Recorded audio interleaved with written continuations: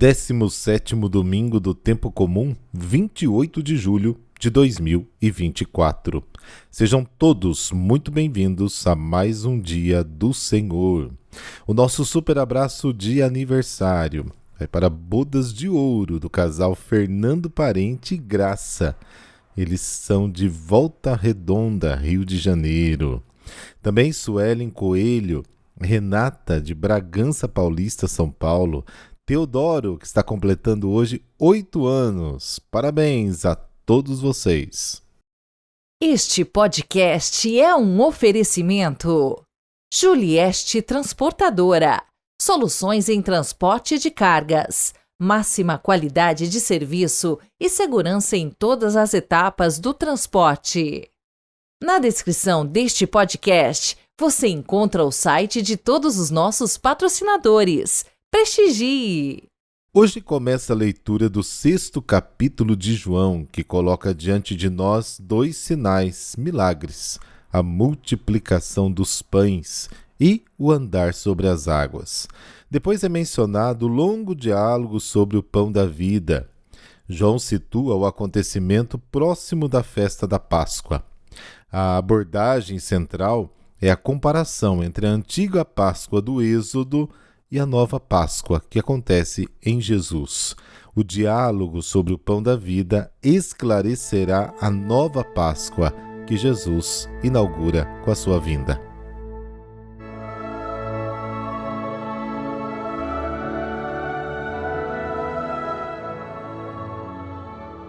Pelo sinal da Santa Cruz, livrai-nos Deus, nosso Senhor, dos nossos inimigos.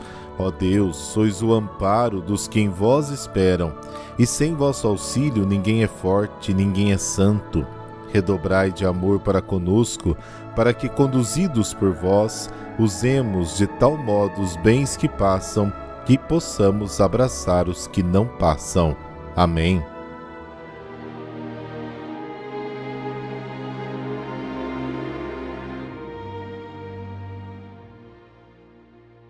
João capítulo 6, versículos de 1 a 15. O Senhor esteja convosco, Ele está no meio de nós. Proclamação do Evangelho de Jesus Cristo segundo João. Glória a vós, Senhor. Naquele tempo, Jesus foi para o outro lado do mar da Galileia, também chamado de Tiberíades.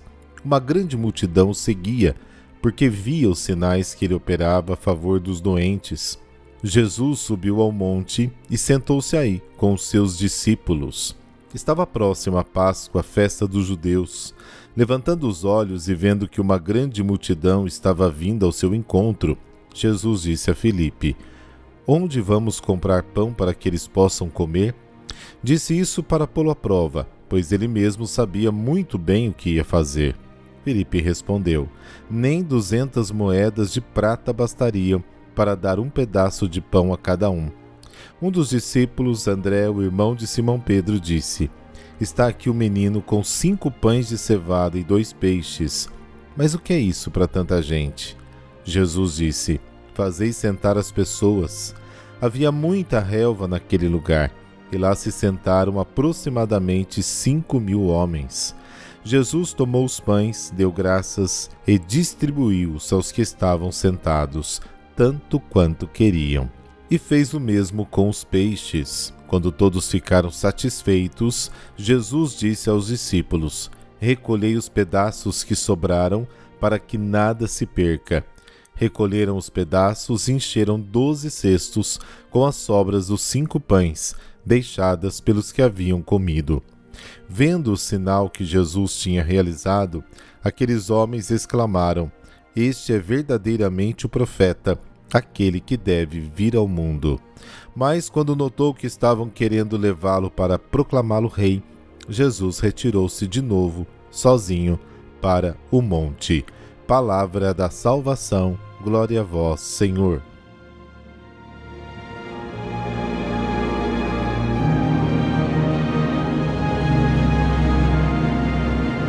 O milagre da multiplicação dos pães nos introduz no grande discurso sobre o pão da vida, antecipando os seus temas principais.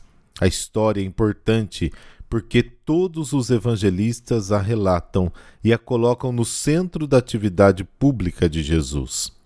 A passagem revela um sentido cristológico e sacramental preciso, que não é tanto de alimentar a multidão, mas o de revelar a glória de Deus em Jesus, Verbo que se fez carne.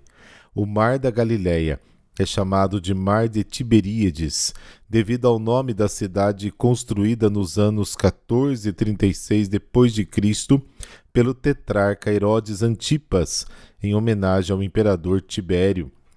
A grande multidão que segue Jesus e participará do milagre extraordinário da multiplicação dos pães, no dia seguinte, rejeitará a revelação do Filho de Deus.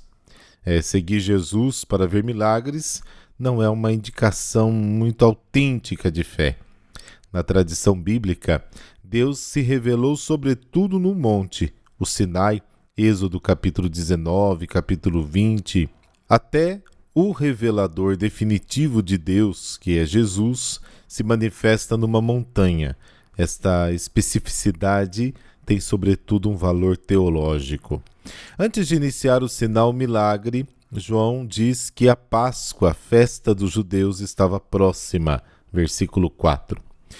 E para o evangelista e para a comunidade cristã que relê o acontecimento à luz da ressurreição, este esclarecimento cronológico é importante, porque serve de recordação da Páscoa cristã, simbolizada pelo pão partido, que tem as suas raízes na memória da Páscoa judaica e do milagre que acompanha. Em Jesus, o passado se cumpre e toda a esperança de Israel se realiza. O pão que ele vai dar ao povo aperfeiçoa a Páscoa judaica e funde no grande banquete eucarístico cristão. Com as palavras de Jesus a Filipe, onde poderemos comprar pão para que estes tenham o que comer, o evangelista parece se inspirar nas palavras que Moisés dirigiu ao Senhor, onde arranjaria carne para dar a todas essas pessoas, Números capítulo 11, versículo 13. Jesus faz esta pergunta a Filipe para testá-lo. O tema da fé é apresentado desde o início, o que permeia todo o 6º capítulo. A resposta de Filipe destaca que mesmo uma compra significativa de pão teria sido insuficiente para alimentar tanta gente. A solução humana, de fato, nunca é suficiente para saciar as necessidades humanas. É Jesus quem satisfaz plenamente todas as necessidades e aspirações. Com 5 pães, alimenta 5.000 pessoas e sobram 12 cestos. Somente Jesus pode saciar a felicidade plena, essa sede que nós temos de felicidade.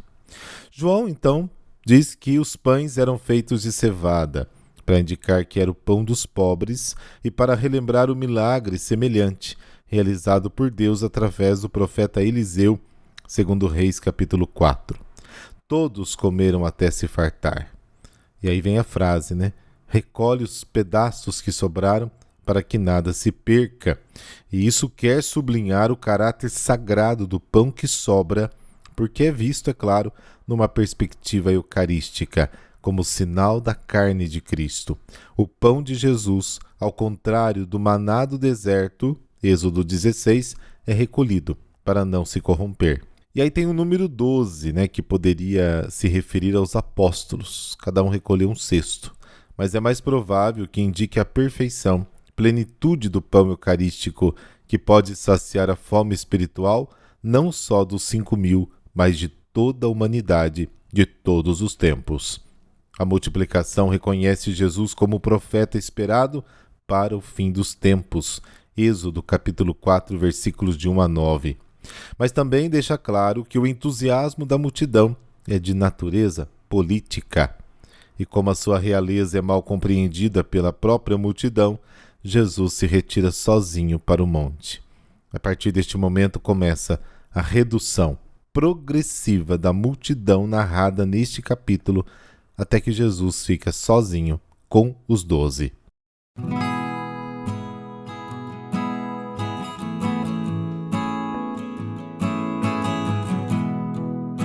Santo Inocêncio I. Ele nasceu na Itália e é o 40º Papa da Igreja Católica. Governou a Igreja por 16 anos, de 401 a 417. Ele é lembrado como um homem muito enérgico e ativo, grande defensor da doutrina dos apóstolos, da disciplina eclesiástica, da unidade da Igreja e da paz do mundo. Segundo Liber Pontificalis, ele nasceu em Albano, numa data desconhecida, e cresceu entre o clero romano e no serviço à Igreja. Na época do seu pontificado, Roma estava cercada pelos bárbaros godos, que eram liderados por Alarico, e só não tinha sido invadida graças às intervenções do Papa junto a Alarico. O Papa tentou mediar a negociação entre o imperador Honório e o invasor bárbaro, mas não conseguiu, e a cidade foi saqueada. Foram 3 dias de roubo, devastação, destruição. Os bárbaros respeitaram apenas as igrejas, por causa dos anos de contato e mediação com o Papa Inocêncio I.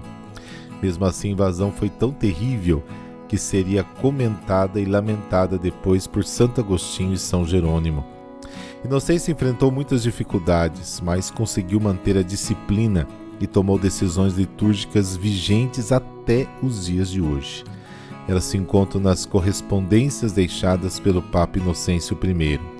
Com essas cartas se formou o primeiro núcleo de coleções canônicas, que faz parte do magistério ordinário dos pontífices, alvo de estudos ainda nos nossos dias. Também foi ele que estabeleceu a uniformidade que as várias igrejas devem ter com a doutrina apostólica romana. Sua influência política obteve do imperador Honório a proibição das lutas de gladiadores. Durante o seu pontificado se difundiu a heresia pelagiana, condenada no ano 416 pelos concílios regionais de Mileve e de Cartago, convocados por iniciativa de Santo Agostinho e com a aprovação do Papa Inocêncio I, que formalmente sentenciou Pelágio e o seu discípulo Celestino. Ele também é conhecido por defender São João Crisóstomo, bispo de Constantinopla, da perseguição do patriarca de Alexandria, Teófilo. O Papa Inocêncio I morreu no dia 28 de julho de 417. Foi enterrado numa basílica sobre as catacumbas de Ponciano e venerado como um santo. A vida de Santo Inocêncio foi uma constante luta pela paz e pela pregação da palavra de Deus. As suas ações na igreja e no mundo político sempre tiveram como objetivo a luta pela dignidade humana. Que a vida de Santo Inocêncio nos inspire ações de respeito e de solidariedade com todos. Oremos. Deus eterno e todo-poderoso, quisestes que Santo Inocêncio I governasse todo o vosso povo, servindo pela palavra e pelo exemplo. Guardai por suas preces os pastores de vossa igreja e as ovelhas a eles confiadas, guiando-os no caminho da salvação. Amém. Abençoe-vos o Deus Todo-Poderoso, Pai e Filho e Espírito Santo. Amém. Deus abençoe, bom domingo para você e até amanhã, na graça de Deus.